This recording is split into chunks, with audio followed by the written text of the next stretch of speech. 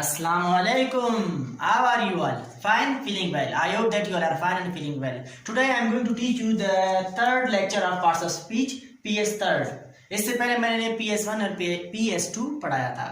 जिन्होंने अभी तक नहीं देखे वो वीडियोस वो जाके इनको देखे, फिर ये बहुत ज़्यादा अच्छी तरीके से समझ आ जाएगी.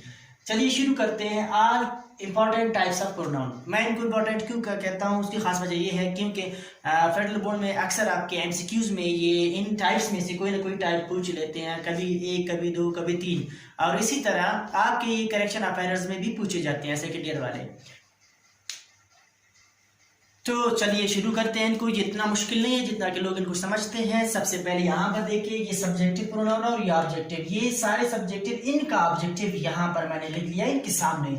आई, me, we, us, you, they, them, he, him, she, her, it और इट. यानी यहाँ पर दो ऐसे प्रोनाउन है जिनका सब्जेक्टिव भी वही है और ऑब्जेक्टिव भी, लेकिन इनकी पोजीशन को देखकर हमें पता चलता है यहाँ पर एज ए सब्जेक्टिव यूज हो गए हैं या एज एन ऑब्जेक्टिव. देखिए शुरू करते हैं. यहाँ पर कुछ एग्जांपल्स करते हैं. एग्जांपल है आई हेल्प हिम. यहाँ पर आई सब्जेक्टिव प्रोनाउन है, हेल्प मेन वर्ब है और हिम यहाँ पर ऑब्जेक्टिव प्रोनाउन है. इनको ऑब्जेक्टिव यहाँ पर मैंने ई क्यों नहीं लिखा है. अगर यहाँ पर मैं ई लिखता, यानी यहाँ पर पोजीशन तो ऑब्जेक्ट की है सेंटेंस में, अगर यहाँ पर मैं लिखता आई हेल्प ई तो ये गलत होता. यहाँ पर मुझे क्या लिखना था, अगर ई कहना हो तो यहाँ पर मैं ई की जगह उसका ऑब्जेक्टिव प्रोनाउन लिखूंगा. वो ऑब्जेक्टिव ई का क्या है हमें सबको पता है, ई का ऑब्जेक्टिव इन में जो मैंने यहाँ पर लिख लिया है. तो यहाँ पर ये सब्जेक्टिव प्रोनाउन और ये ऑब्जेक्टिव. अगर हमसे क्वेश्चन पूछा जाए एक्सक्यूज में, अगर इसको अंडरलाइन किया जाए और कहा जाए कि ये कौन सा प्रोनाउन है, तो हम कहेंगे ये ऑब्जेक्टिव प्रोनाउन है. और इसी तरह यहाँ पर अगर आई को अंडरलाइन करके पूछा जाए ये कौन सा है, तो हम कहेंगे ये सब्जेक्टिव प्रोनाउन है. चलिए नेक्स्ट एग्जांपल की तरफ, इससे और आपके लिए क्लियर हो जाएगा. ये देखें, ई कॉल्ड मी यस्टरडे. यहाँ पर ई आपका सब्जेक्टिव प्रोनाउन है और मी आपका ऑब्जेक्टिव प्रोनाउन है. अगर मैं यहाँ पर लिखता ई कॉल्ड आई तो वो गलत होता. यहाँ पर मुझे लिखना था आई का जो ऑब्जेक्टिव केस क्या है, ऑब्जेक्टिव केस है मी, तो यहाँ पर मैंने मी लिखा है. ई कॉल्ड मी ये ऑब्जेक्टिव प्रोनाउन है. अगर आपसे पूछा जाए और ये क्या है, ये सब्जेक्टिव प्रोनाउन है. Understood? I think it is clear for. तो चलिए नंबर थर्ड की तरफ, वो है पॉजेसिव प्रोनाउन. पॉजेसिव प्रोनाउन भी इजी है. ये आपकी ओनरशिप को शो करता है. जो कुछ भी आपका है वो आपकी मिल्कियत है. पॉजेसिव प्रोनाउन भी बहुत ही इंपॉर्टेंट है और अक्सर ये सारे जो प्रोनाउंस हम यूज करते रहते हैं अपने डेली लाइफ में और अपने मदर लैंग्वेज में भी, इंग्लिश में तो करते रहते हैं. देखिए यहाँ पर जो पॉजेसिव प्रोनाउन है, जब कभी भी आप अपनी किसी चीज़ के बारे में शो करना चाहते हैं, आप कहना चाहते हैं कि ये मेरा है या ये हमारा है, ये तुम्हारा है या ये उसका है या ये उसकी है या ये इसका है, तो उस वक्त हम कहते हैं ये उनका है.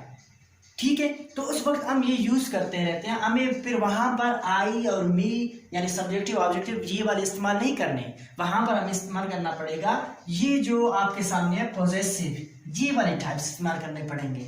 अगर आप कहना चाहते हैं कि ये मेरा कमरा है तो आप कहेंगे दिस इज माई रूम. देखिए आप यूज नहीं करते कि नहीं ये मेरे जूते हैं, आप कहेंगे these are my shoes. Is that clear? इसी तरह आप कहते हैं व्हाट्स योर नेम, वहां पर हम अगर ये कहें कि व्हाट इज योर नेम तो गलत होगा. Is that clear? तो वहां पर हमें कहना पड़ेगा what's your name, what's your favourite colour. Is that clear? तो आगे देखिए देयर, अगर जिनके बारे में बात हो रही हो आप पूछना चाहते हैं कि उनका, ठीक है, उनका घर किधर है, where is their house. Is that clear? इसी तरह यहाँ पे देखिए वेयर, अगर आप किसी लड़के के बारे में पूछना चाहते हैं और आपकी मिल्कियत के बारे में बात करना चाहते हैं, मतलब उसकी किसी भी चीज़ के बारे में, तो आप कहेंगे, अगर आप कहेंगे उसका भाई, ठीक है, आप कहेंगे अहमद उसका भाई है, तो आप कहेंगे Ahmed is brother. Is that clear? इसी तरह यहाँ पे कहेंगे कि ये मकान उसकी ऐसे ही उसका है, तो आप कहेंगे ये दिस इज, अगर कोई लड़की है this is her house, this is her house, ये उसका घर है, this is our home. Is that clear? Have you understood? अब आगे चलते हैं.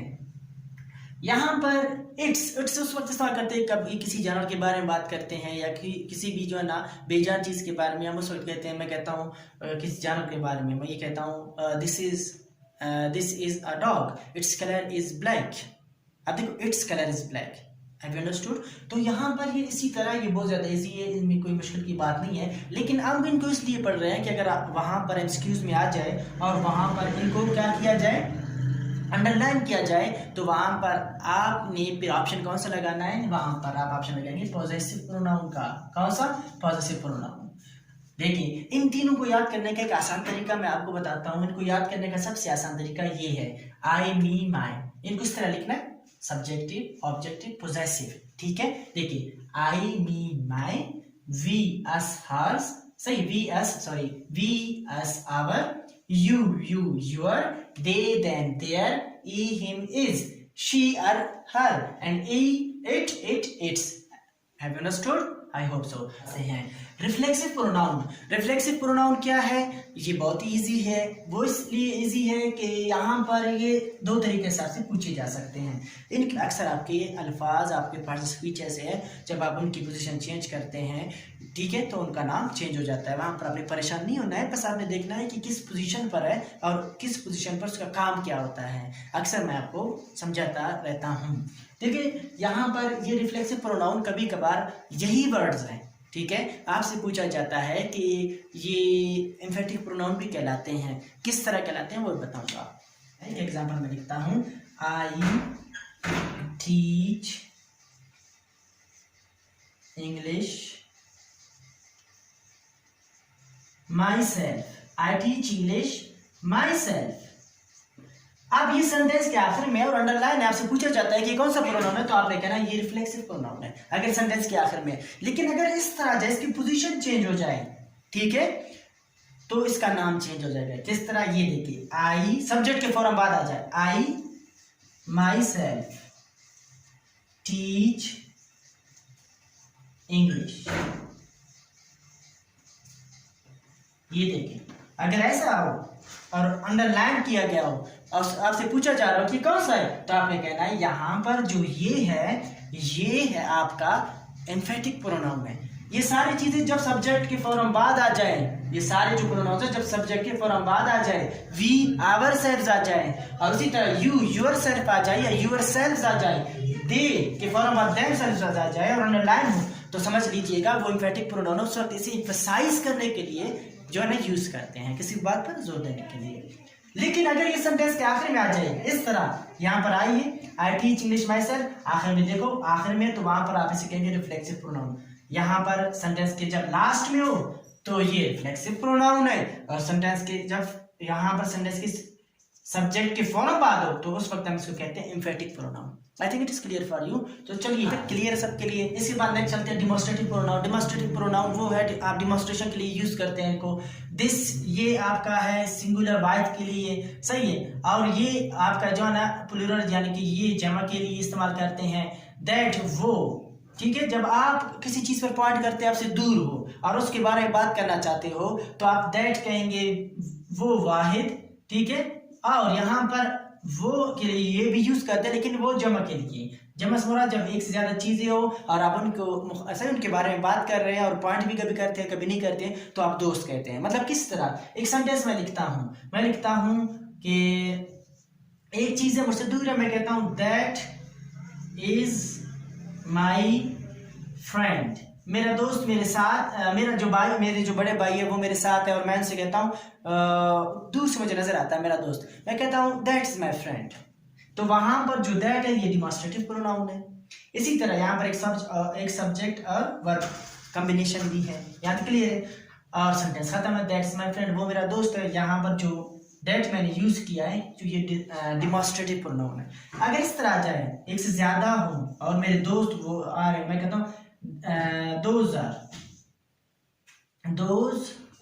are my friends, those are my friends। एक से ज्यादा हो और उनके बारे में कहता हूँ वो मेरे दोस्त हैं, ठीक है। तो ये देखो, those are my friends। यहाँ पर जो those मैंने इस्तेमाल किया है ये डिमॉन्स्ट्रेटिव प्रोनाउन है।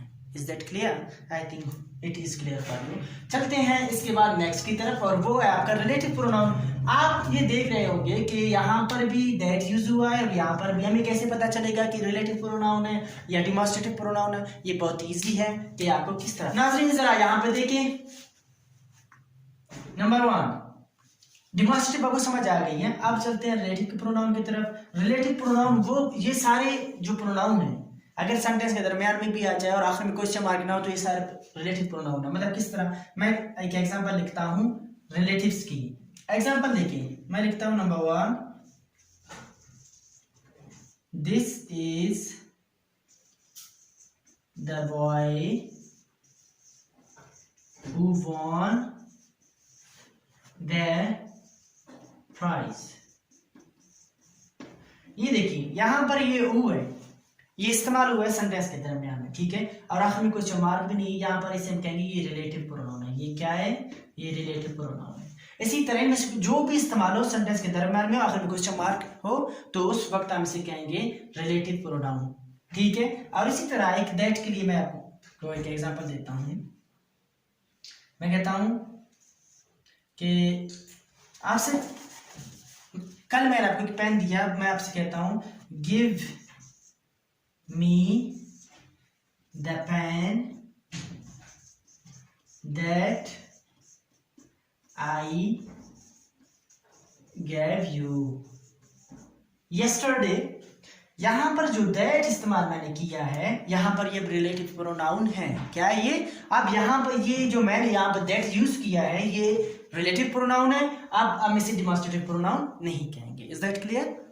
क्यों? क्योंकि ये हमें रिलेट कर रहा है सेंटेंस के जो है इस पार्ट से, इस जो है ना सेंटेंस में ये जो पेन लिखा हुआ है इसके साथ हमें रिलेट कर रहा है, इसे कहते हैं रिलेटिव प्रोनाउन। डन हो गया कि नहीं? मतलब मैंने आपको एक ट्रिक बताई है, वो ये है कि अगर सेंटेंस के दरमियान में इनमें से जो है ना कोई भी हो, चाहे वो WH हो या फिर ये दैट हो, और सेंटेंस के दरमियान में आखिर क्वेश्चन मार्क भी ना हो तो वहां पर क्या है? वहां पर हम इनको कहेंगे relative pronoun. Have you understood? और तो रिलेटिव प्रोनाउन भी आपके लिए क्लियर हो चुका है। चलिए आगे चलते हैं।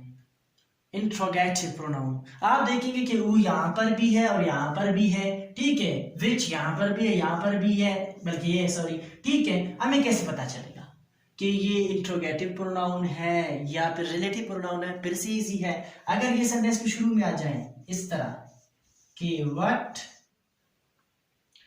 इज योर नेम, यहां पर इसको अंडरलाइन किया गया और आपसे पूछा गया है कि ये कौन सा प्रोनाउन है, तो आप कहेंगे ये इंट्रोगेटिव प्रोनाउन है। इसी तरह हु आर यू, सेंटेंस के शुरू में आखिर में क्वेश्चन मार्क है, इंट्रोगेटिव प्रोनाउन है। अगर इस तरह सेंटेंस के दरमियान में आखिर में क्वेश्चन मार्क ना हो तो वहां पर ये रिलेटिव प्रोनाउन है। Have you understood? ये यहां तक क्लियर है मेरे ख्याल से। तो चलिए इंडेफिनेट की तरफ, इंडेफिनेट को शुरू करते हैं। इंडेफिनेट क्या है? इंडेफिनेट प्रोनाउन वो प्रोनाउन है जो डेफिनेट नहीं है, डेफिनेटली आप कुछ भी नहीं कह सकते, यानी सर्टेनली आप नहीं कह सकते। इंडेफिनेट प्रोनाउन वो इंडेफिनेट प्रोनाउन ये है फ्यू, सम, और सम के साथ जो भी लगेगा, समवन, समबडी, समथिंग, समवेयर, ये सारे फिर क्या है? Indefinite pronoun. फिर इसके बाद है मैनी, और इसके बाद क्या है? एनी के साथ जो भी लगेगा, जो भी वर्ड, एनीवन, एनीबॉडी, एनीथिंग, तो वो क्या होगा? वो भी इंडेफिनेट प्रोनाउन होगा। वन भी इंडेफिनेट प्रोनाउन है। None indefinite pronoun. एवरी, ये देखिए ये 10th क्लास की जो टेक्स्ट बुक है उसमें लिखे हुए थे, अगर आपको याद हो वहां पर क्या कहते हैं circle on the indefinite pronoun, ठीक है, वो देखें वन, नन, एवरी, और एवरी के साथ जो भी लगेगा, एवरीवन, एवरीबॉडी, एवरीवेयर, ये सारे इंडेफिनेट प्रोनाउन है आपके। I think it is clear for you. तो आज के लेक्चर में हमने सिर्फ और सिर्फ अनइम्पॉर्टेंट टाइप्स ऑफ प्रोनाउन पढ़े। ये वो प्रोनाउन के टाइप्स है जो अक्सर आपके एमसीक्यूज में पूछे जाते हैं। तो एमसीक्यूज में जब आपसे पूछे जाते हैं इनमें से कोई ना कोई दे देते हैं आपको, कोई सेंटेंस में कहीं पर इनको अंडरलाइन किया जाता है और आपसे पूछा जाता है कि ये कौन से प्रोनाउन है। देखिए इनमें से कुछ ऐसे भी आपके सामने आए जो डिमॉन्स्ट्रेटिव में भी थे और रिलेटिव में भी थे, कुछ ऐसे जो इंट्रोगेटिव में भी थे और रिलेटिव में भी थे। लेकिन हम इनको कैसे पहचानेंगे ये मैंने आपको तरीका यहाँ पे बता दिया है। तो ये इतना मुश्किल नहीं है, बहुत ज़्यादा ईजी है, इसलिए आप परेशान ना हो। Is that clear? I think it is enough for today. Inshallah, we'll meet in the next video. So till then, Allah Hafiz.